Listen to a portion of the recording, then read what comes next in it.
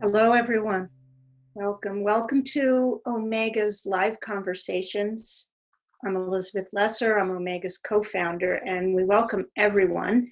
This has been, I think this is the third or fourth of these we have done.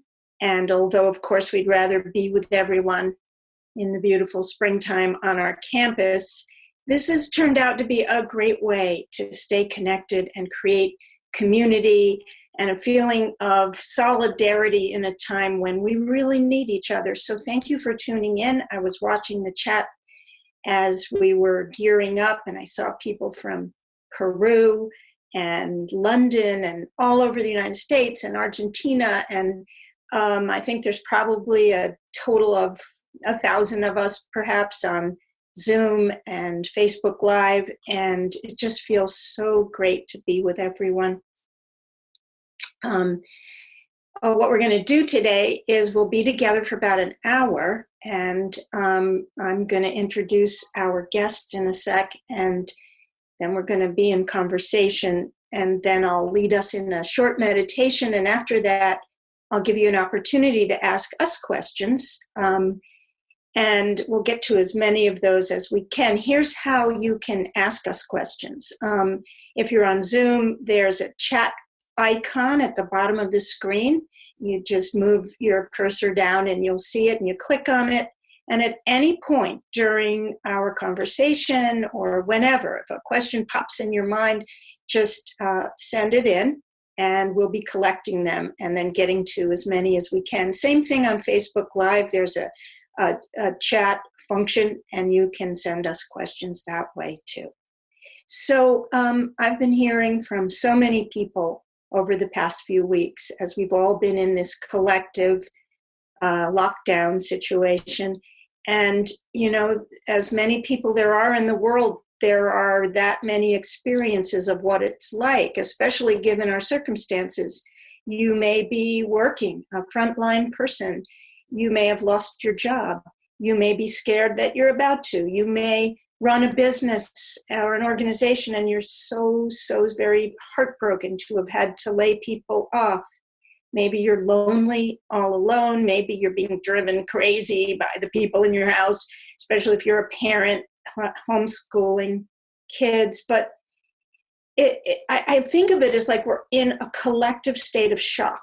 No matter what you're going through, we're experiencing trauma, and shock came on so fast. And it's affecting everything, all of us.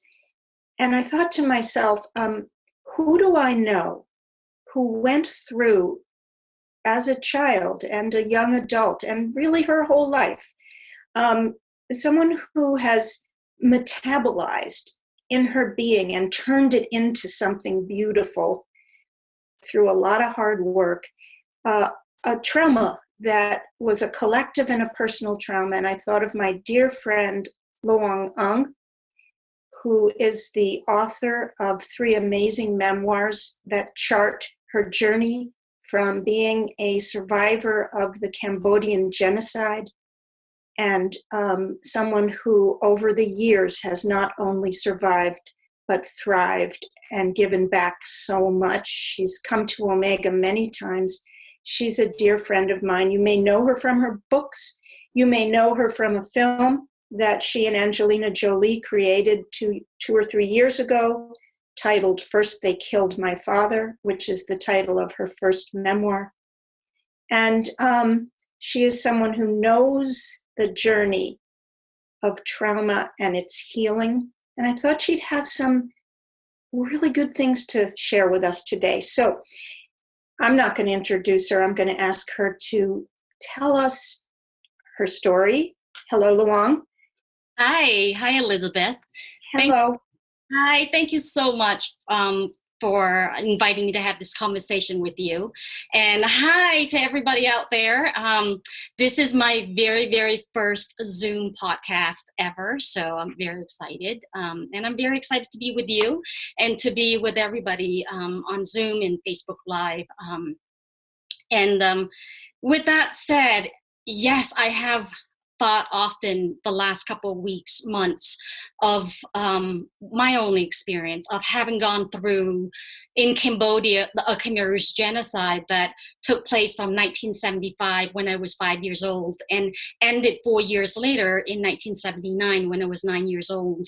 And in the span of that almost 4 years time, I, as a young child, would experience the total collapse of my society, my world, everything I knew in life, and took for granted, my freedom, my right to speech and worship religion and to stay with my family. And everything I knew in my former life was either banned or abolished or taken away. All my rights, my voice, my power, when the soldiers, the communist Khmer soldiers came into my city. And in a span of that 4 years, again, an estimated 1.7 to 2 million Cambodians would die from starvation, diseases, hard labor, and execution. And among the victims were both my parents, 2 sisters, and 20 other relatives. So I, as a child, was very blessed to survive, very grateful to make my way to America, where I was able to, with my oldest brother, sister-in-law, and I, to rebuild a new life. But we never forgot what we learned from having gone through and having lost everything. And even and for me, even with that, life is beautiful, and it is beautiful that we can still be here together. Loung, thank you. That was just a tiny thumbnail sketch of an entire lifetime.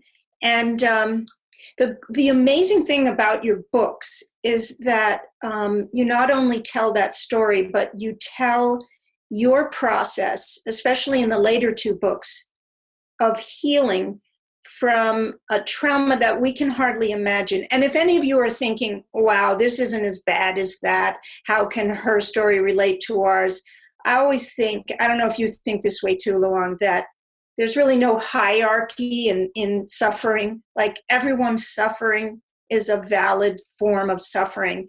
And Loung went through an unimaginable experience of loss and rebuilding. But we are going through our own time. So, Loung, before I ask you some questions about what you are applying and how you learned and grew, tell me where you are now. Like, where are you sheltering in place? Who are you with? What is your life like? What have you gone through these past few weeks, just in your own life? Yes. I am in Cleveland, Ohio, with my husband of, goodness, we've been together since 1991, so many decades. My husband Mark and I, and my in-laws and other family members are in the surrounding area, but we are keeping ourselves safe from them because before all this happened, my husband and I were and are still co-owners of 3 restaurants and 2 microbreweries that employed 150 employees, and we had to let everybody but 11 people go. Still, even though our restaurants have been shuttered, we have to continuously go out and make sure that the electricity is still running and our brewer is still in tip-top shape. And as a result of that, we're actually keeping ourselves away from everybody. But we are in our home, and we are doing well. We're doing well. We're reading a lot more. We're rubbing each other's feet a lot more than ever, And I am learning to cook, which is something I really have not done. And I just celebrated my birthday on the 17th, so I'm 50 years old now. Wow. Yes, in all my big plans for my 50th birthday, none of it included being locked down in a pandemic. Mm-hmm.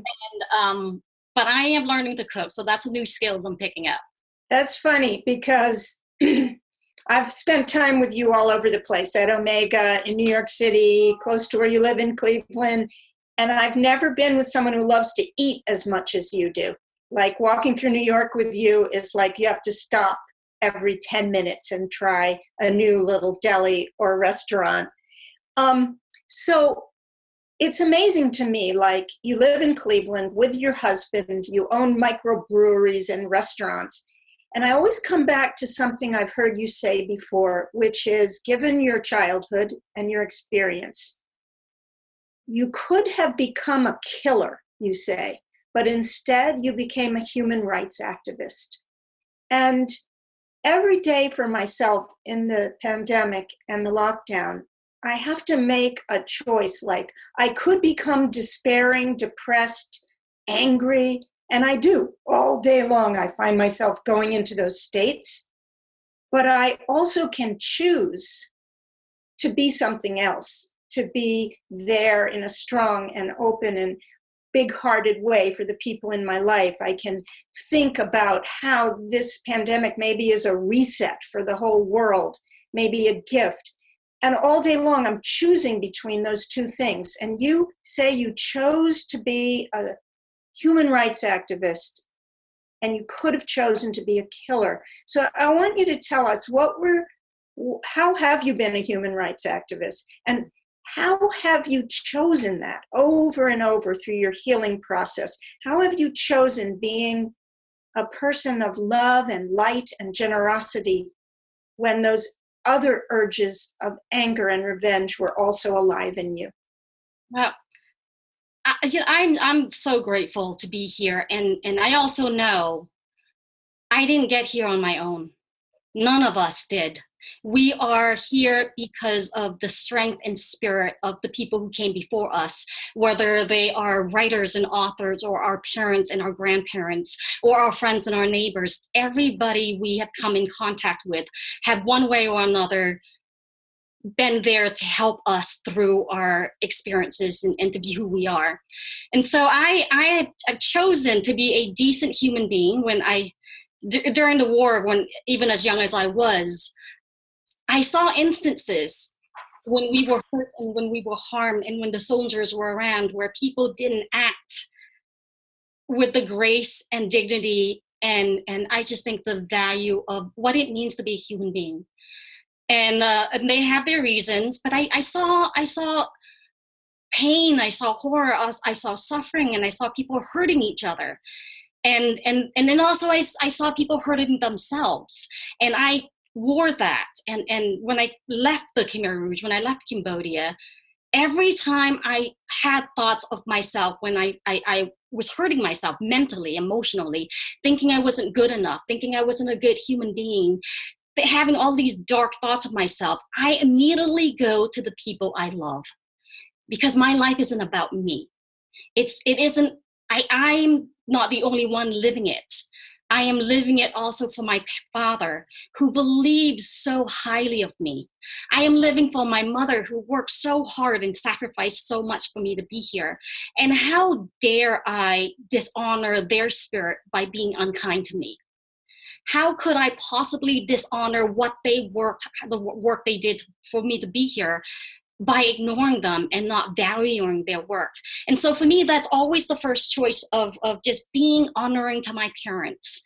And then I wanted to be honoring to each other, to all of us in the community out there, because we are more than the urges and the anger and the hate. We are the beauty. We are the ability to connect and to be there for each other. And knowing that what we do matter. When I left Khmer Rouge and Cambodia, I knew that I didn't want to live less than a fully human being. I wanted to live with the grace and dignity of a human being, and I was not going to do more than that or less than that, but just that. And my goal was just to be decent, and being decent meant taking care of my family, being kind to myself, and also being involved in our world so that we could rebuild this world together. Mm. And so I know from knowing you and knowing your work that you have spent many, many years, 30, 40 times going back to Cambodia.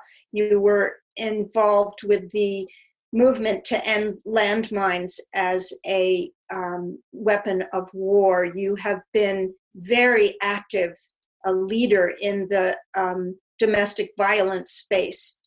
And I think about that often. I know you did that so that you could be a decent person. But I also know, and this is a question I've been really wanting to ask you. I was dipping back into your middle memoir yesterday, A Lucky Child, it's called. A daughter of Cambodia reunites with the sister she left behind. And it's really an entire memoir about survivor's guilt, I guess you would call it, that you were chosen by your brother to leave the camp and go to America, but your sister stayed behind in war-torn Cambodia. And for years and years, you worked on that sense of having abandoned her and the country. Can you talk about that, especially in context? I think a lot of us are feeling, those of us lucky enough to be home and to have food and to be safe, we're thinking, but what about those frontline workers? What about people who have lost their job and are going hungry and are going to lose their homes? There's this sense of like guilt. And I know you've said in your books things like that helps no one, but how do we deal with that in ourselves? Yeah. I spent so many years feeling so guilty for being alive, for making it, for being here, for not getting A's on my test exams. I spent so much time feeling guilt that then settled into my shoulders and my stomach and my dreams, in my heart, in my chest. And when I was feeling so much guilt and it was settling in my body, it stopped me from moving, from expanding, from going forward, from doing the work that needed to be done to reconnect to my sister. And also reconnect to my mother into our world. And so for me, it really came down to, it was a choice I had to make. And guilt as an emotion is not going to go away if you don't work on it, if you don't recognize it, if you don't realize what it is. And I think similar to many other feelings will come, emotions will come. And often if we don't look at them, if we don't deal with them, they will just stay. And when they stay in your being, in your body, they stop you from being fully you, fully active. And so for me, that really meant going back to Cambodia, not just reuniting with my sister and holding her and loving her and building a relationship with her, but also rebuilding the relationship that we lost. And that meant having past conversations and painful conversations, and also apologizing to her that I left her behind. Mm-hmm. And to this day, it's still emotionally, for me to think about it, that when I told her I was sorry, she told me I didn't have anything to be sorry for. And it didn't even matter my apologetic words or her answer. It was the fact that we talked about it and that we opened it up. I love your book, Broken Open, How Difficult Times Help Us Grow Stronger. And that was what I did with my sister. We broke our hearts back open in order to allow love and connections back into it. But it really came down to having to making the choice to say to yourself, I cannot bear it anymore. I have to let it go. And then choosing to let it go. Do you think this is a time when we all could be doing that? Like, I know for myself, I've been thinking a lot about, what is this a reset? I mean, I'm thinking about it a lot for Omega, of course, but for myself personally, like, besides being freaked out about not getting sick and finances, how can I think about COVID-19 as a wind that has blown into my life to say, how do you want to be a better person? How do you want your life to change at all? And one of the ways, I'm thinking about the last book I wrote, Marrow, which was about being my sister's bone marrow donor and trying to help her live from cancer. And the year we spent together doing what you said you've done with your sister, mend your relationship. My sister sadly died after a year, but I look at that experience as a chance to go back and say exactly what you say, apologize, ask for forgiveness, become more decent with each other. Do you think, what do you hope that this experience is going to show our society and each other? I think realizing that we need moments of stillness to fully enjoy what is going on around us.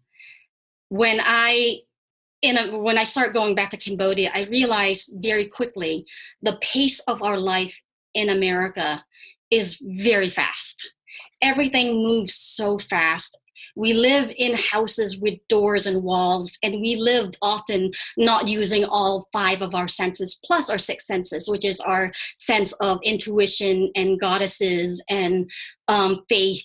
In that, now that we all are all still, and we are in a space where we can really look at something and see, not just look at something and glance.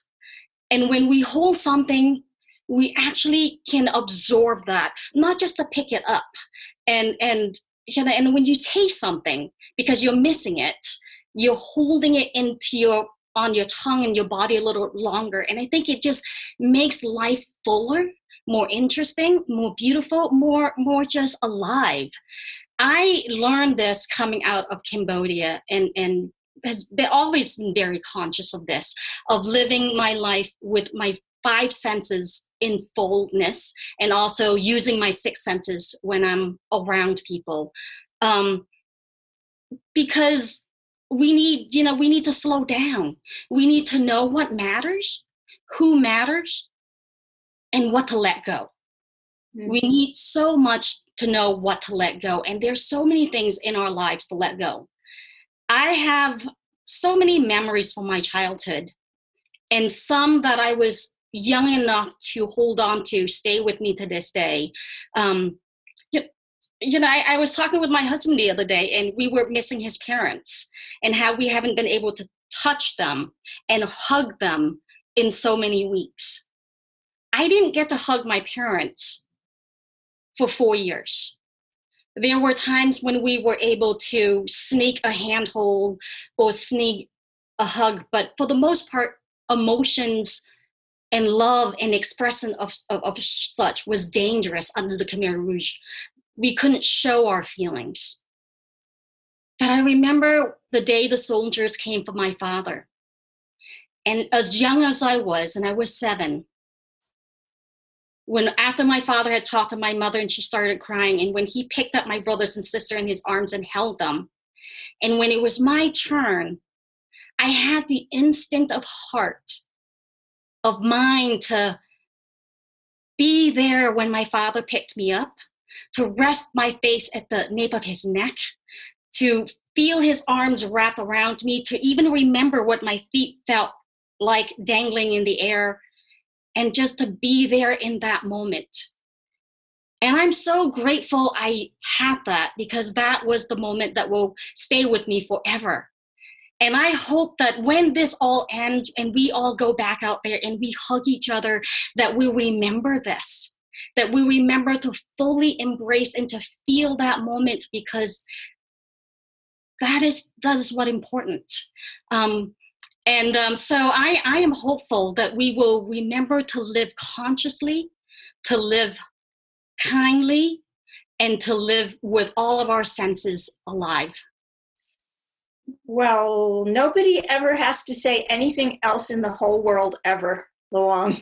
I mean, that was the most beautiful description of mindfulness, which sometimes sounds so dry and theoretical, but that memory you have of your father's touch and your feet dangling, and your full 7-year-old presence of that was just so beautiful.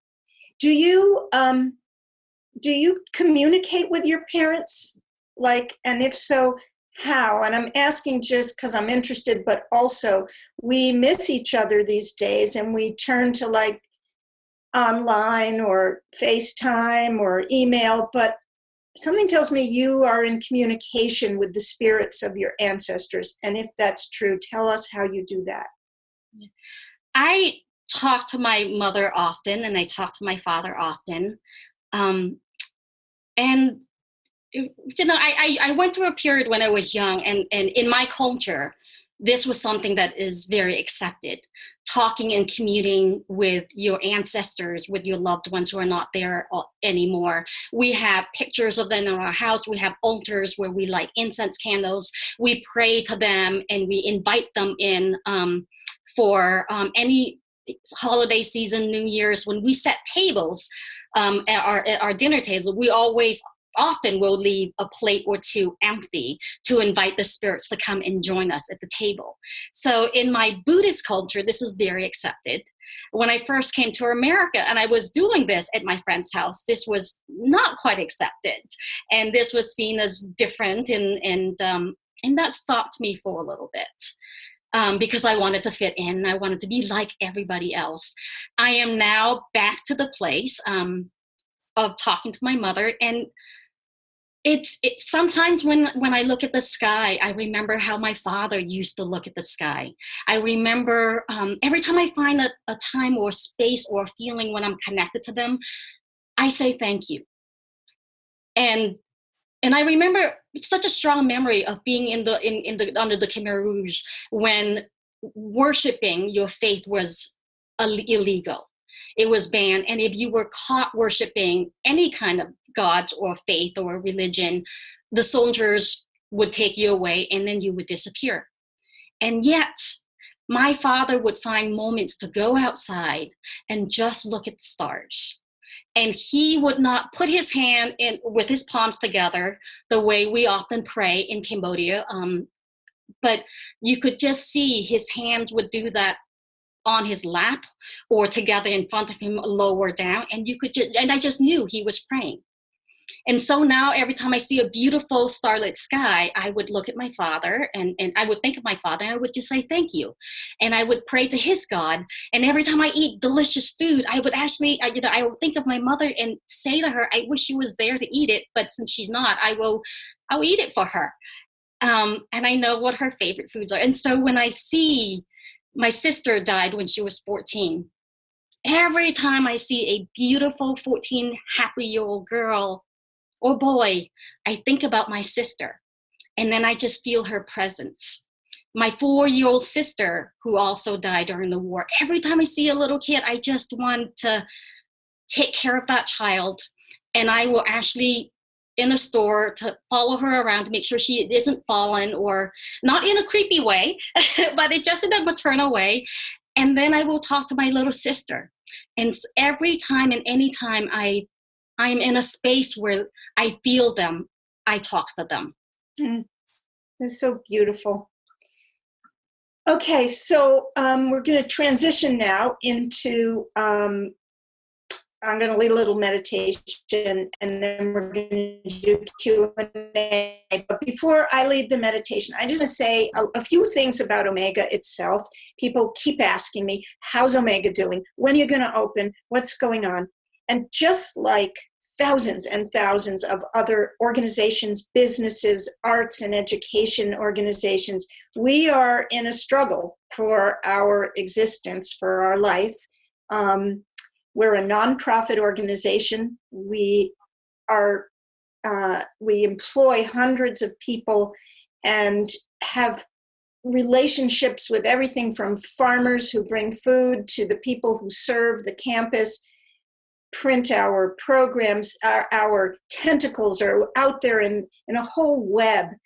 And, you know, I've been part of Omega for more than 40 years as one of our co-founders.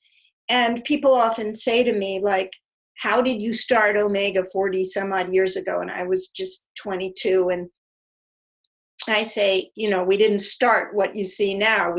We had this idea that people grow and change over a lifetime, and they need skills, not just university type skills, but human skills, how to be better in a relationship, how to have work that has meaning and helps the world, how to stay connected in a good and decent way to the communities that need help, how to serve, how to grow, how to heal. And we have stayed true to that mission over all these years. But it takes a lot of work and it takes a lot of money, something that we work very hard for from year to year. And as we shut down more and more weeks of our season, and we don't really know how long we will be shut down, maybe the whole season, maybe not, we're staying in touch with the authorities about this. We know that in order to reopen and reinvent and become even more of who we are supposed to be, it's going to take everyone to help us do that. And I know there are so many organizations clamoring for donations these days. So I'm just going to say very simply, if you feel called to help Omega survive and thrive, and create a 2021 program that actually attends to a lot of what we're learning these days, you can donate to us. Let's see, it's eomega.org/give today, and we'll put that up on the screen at the end of this conversation. And thank you so much. Thank you for being with us. Thank you for being part of us. Okay, so let's just spend a few minutes before our conversation continues through you asking questions of Loung and myself. Take a nice, strong back posture. Feel your back really, really strong. You know how we say to each other, I got your back, or I got you. Say that to yourself through the posture of a strong back. It's like, I'm strong, I got myself. And at the same time, feel your chest open and your belly get nice and Buddha soft, and your jaw drop. So you can be strong and relaxed at the same time. Strong and open. Let's just feel that in our bodies at the moment.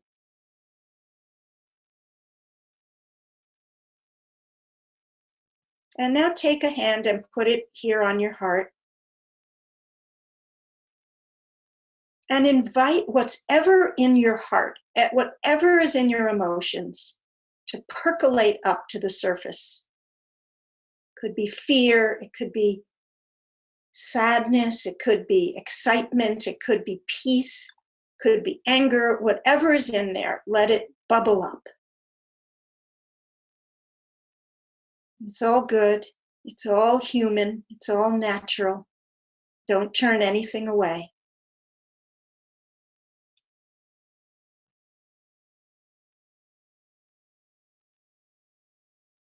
You can put your hand down, but keep your heart open and your eyes closed.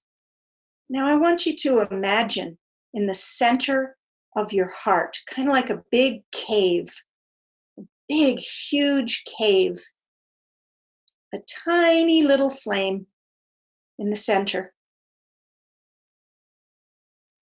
Maybe it's a tiny blue flame in the center of a big cave where there's all sorts of emotions. And that flame is your flame of resilience. It's the choice Loung was talking about. The choice to be a light to yourself and to the world, to choose the best in your spirit for yourself and for the world. So when we breathe in, imagine that little flame, and when you breathe out, actually make this noise, pursing your lips, as if you're blowing on the flame and making it get brighter and warmer. So you breathe in,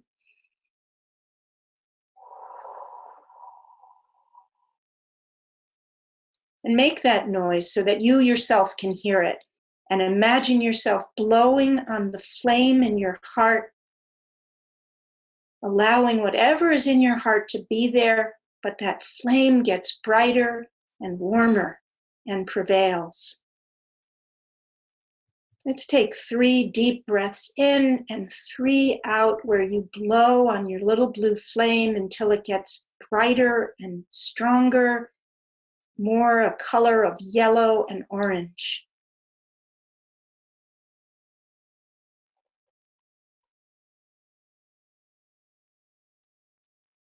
Until you actually feel your body and your mind and your emotions warmed by your breath.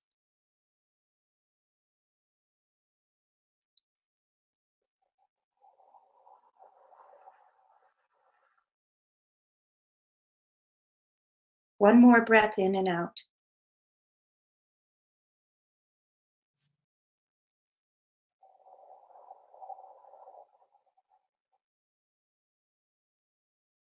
All right, come on back and open your eyes. And I've actually done that meditation. I call it fanning the flames of resilience. I've done it enough now myself so that whenever I feel overcome, overwhelmed, let's say I watch the news or I hear of a beloved who's in the hospital with COVID-19, or I'm thinking of the people who are suffering so much, when I start to feel despair or anger, I let myself feel it, but then all I have to do is one in breath and then one, and I can actually feel my flame of resilience getting just a little stronger than all the other stuff going on. So I welcome you to use that in your own practice and life. So let's see. We have some questions. I'm going to look at them and scroll through and see. Okay, Susan has asked you, Loung, is being a female part of what helped you choose not to be a killer? Do you think your feminine spirit has anything to do with that? I have never been asked that one before. I don't think so. I don't think so. I was a very strong child and mentally tough, and survival was at the forefront of my head. I believe the choice not to be a killer, for me, was one. That choice was taken away from me when the war ended when I was 9. Had it not ended when I was 9, I don't know what would have happened. I mean, I was very hurt, I was very angry, and I was very hungry. And the soldiers offered me gun, they offered me food, and they offered me a way to release my anger and hurt.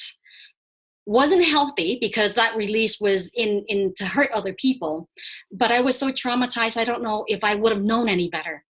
And that is why I as an adult, I read so much about resilience and what it means. And for me, when people learn about me, they often think about how use the word resilience, and they think maybe it's a personality trait. I think it's less of a personality trait and more of a choice, and more also of a skill set of actions, intentions, and purpose.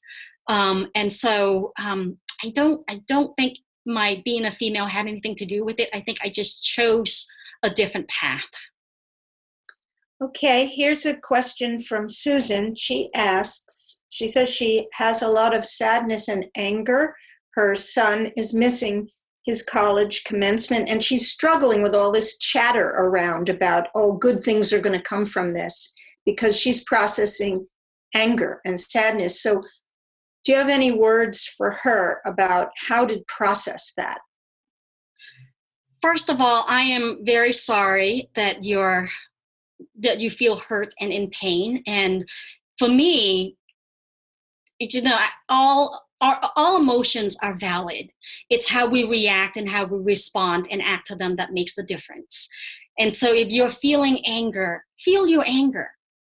But also know and put some perspectives to that, and know that it's a commencement. And there will be so many other instances in life where you will be able to celebrate with your son.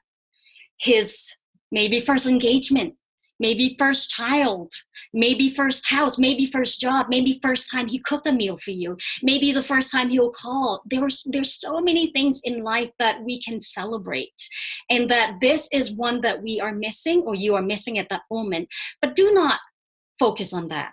Focus on all the other moments that you will get to have and you can look forward to, and then vividly visualize those moments. The ways I actually had still many sad moments from the war, and one of my saddest was remembering, and also physically sitting in my father's lap during the war, and then feeling him moved in a way that I knew he was not comfortable. And then looking down at our skeletal, emaciated body and realizing that my sitting on his lap was causing him pain. And I physically removed myself from my father.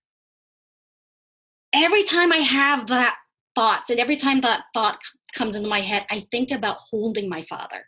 I think about hugging my father. So I replace one sad thought with a happier thought. And so I think that's a really, and practice that. Practice visualizing all the beautiful, wonderful moments you can still have and will have. I love that. I love that, along with, for me, looking forward is so helpful, but also looking, and I'm sure you'd agree with this, Loung, with tremendous gratitude for everything right now. I mean, I recall a few years ago, I had knee surgery and I couldn't walk. And I told myself that I would forever be grateful once I recovered that I could walk. These things we take for granted. So it helps me to just remain in gratitude for what I do have and to look forward. And also what Loung said at the start, feel your anger. It's not bad, it's not wrong, it's not weird. You're not some sort of degenerate for having anger. It's very legitimate. So you can have that, and you can also at the same time fan that flame of a brighter future. Okay, so let's see. Marissa wants to know, she's a cancer coach, and she works with people in hospitals, and she's asking, how can she support people who are dejected and void of resilience, who are really, really struggling now?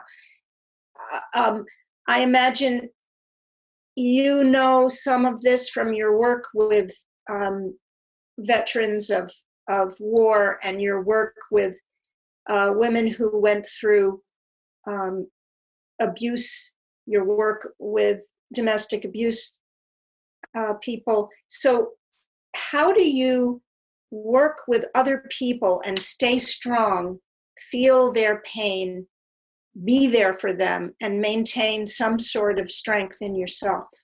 Yeah. For me, it's when I feel an internal turmoil within myself, I do this thing that I made up, and it's an acronym, and it's ROAR, ROAR, and sometimes it's a loud roar, sometimes it's a soft roar. But first of all, when I'm feeling unsettled, I react or respond to the situation around me. I respond, I react, and then I organize things. I organize my notes, I organize my Tupperware, I organize the food I'm going to eat for breakfast, lunch, and dinner. When there's chaos, I need some order in my life.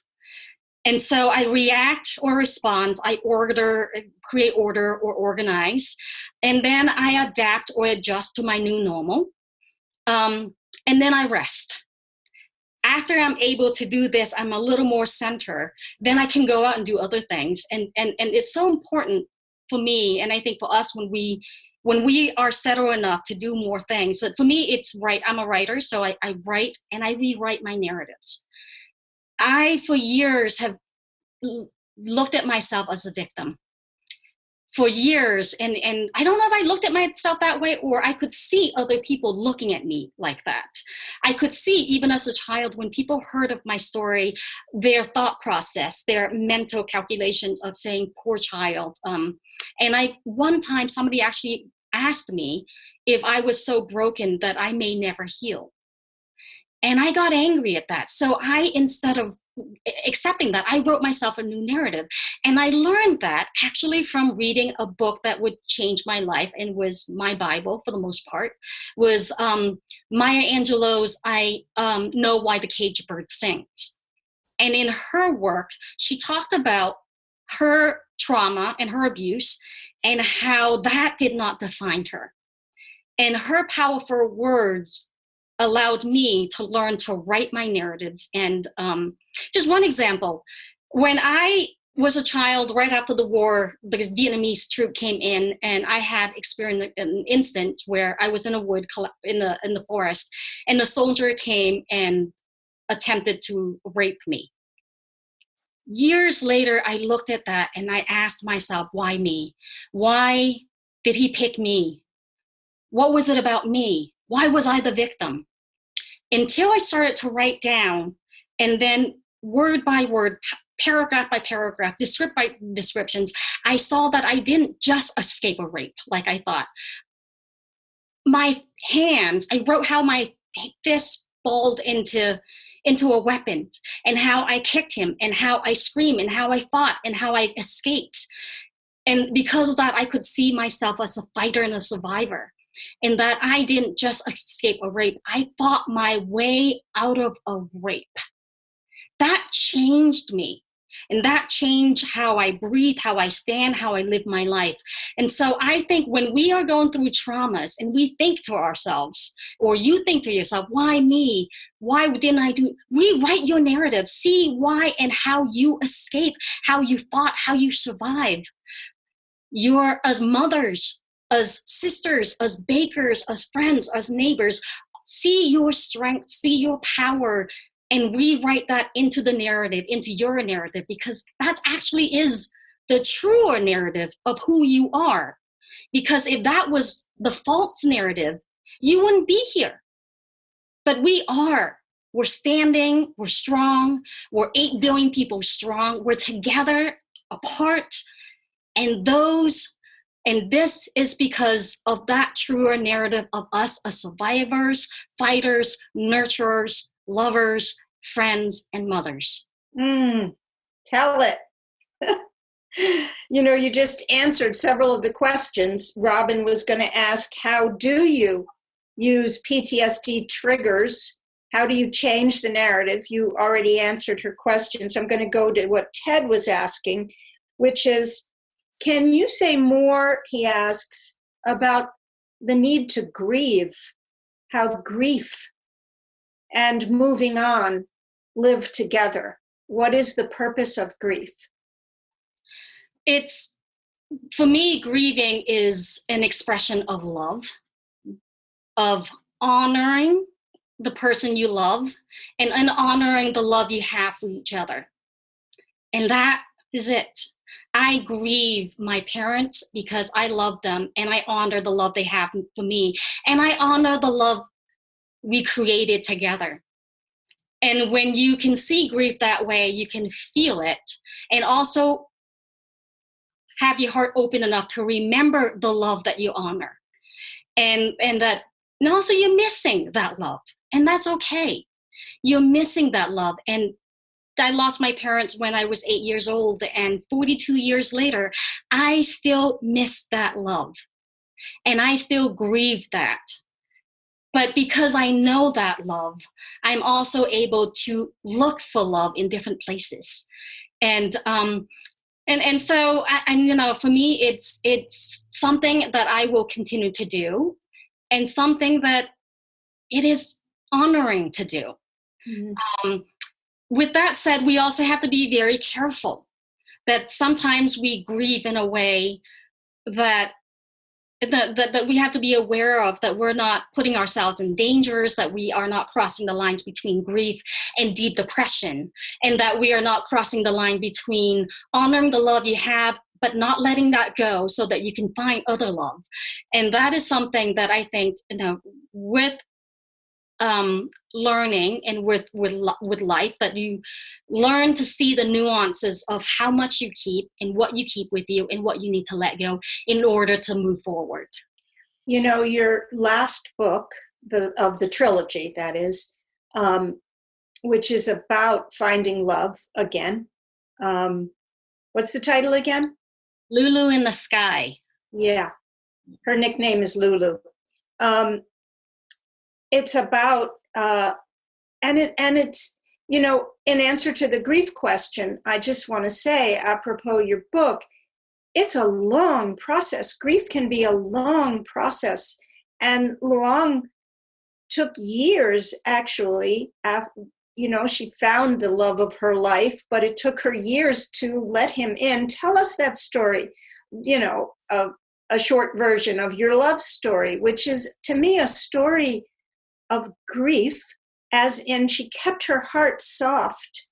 She didn't get bitter and brittle around her grief. She kept it soft and she gave it time. And eventually it allowed her to love Mark and to marry him and join this amazing family. But it took time. Tell us about that, Loung. I met my husband, now husband Mark, when I was 19. And so we just got along really well and were good friends and started dating.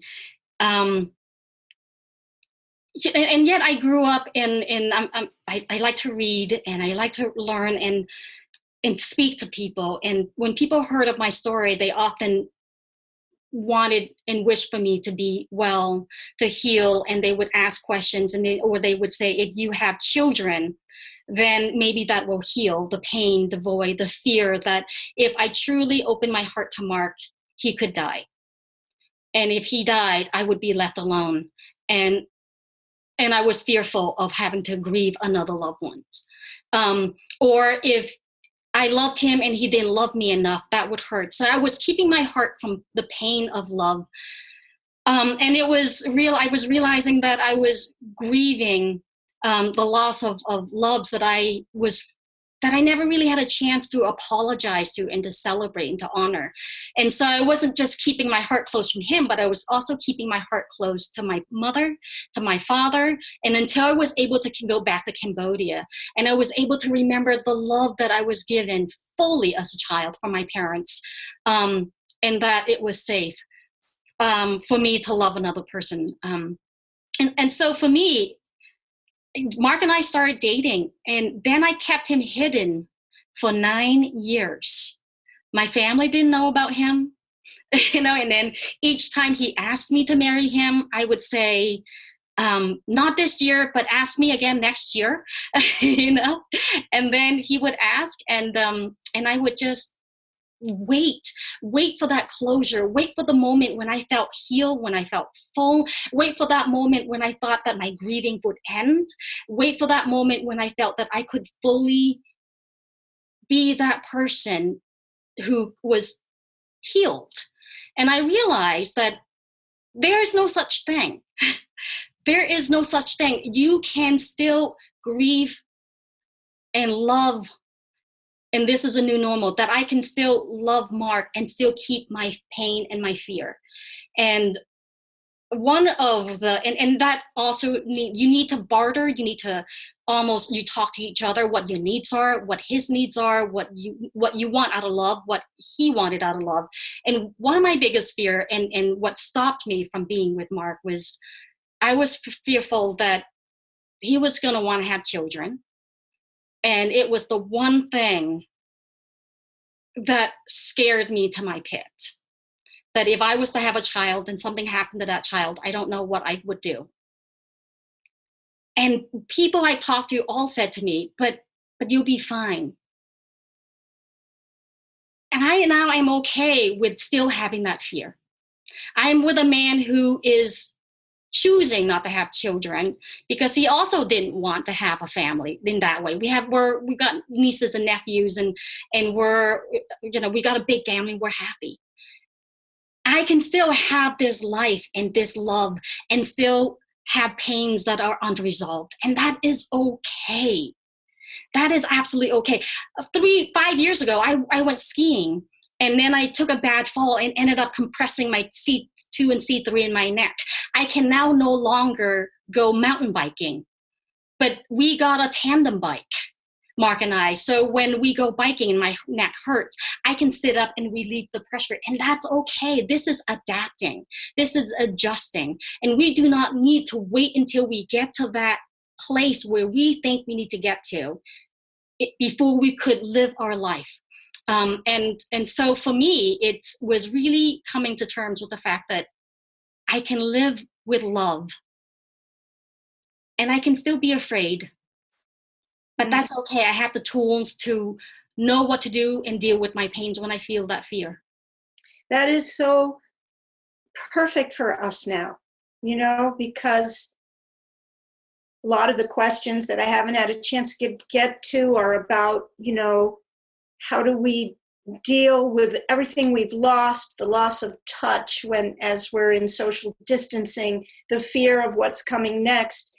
And you remind us in that, Loung, that we will lose, things will be different, but we can adapt.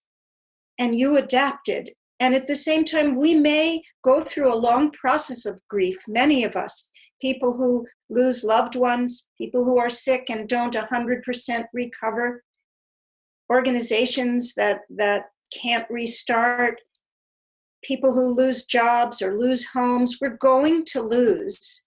But your story fills me with this sense of how adaptable we are, that no one ever promised that things don't change. In fact, the promise of life is that everything changes. And the weirdness of us humans is that we act as if it's a huge affront, that somebody promised it wasn't going to change. And this idea of adaptability and resilience and acceptance, we can accept something, fully acceptance, feel our grief and our sorrow, and at the same time develop resilience. I like the way you say we can hold both. We can hold love and loss. We can find new love even as we keep the spirits of those we loved who are no longer with us alive. That is so beautiful. Let's see. Actually, we don't. We don't have time for any more questions because we're about to come to the end.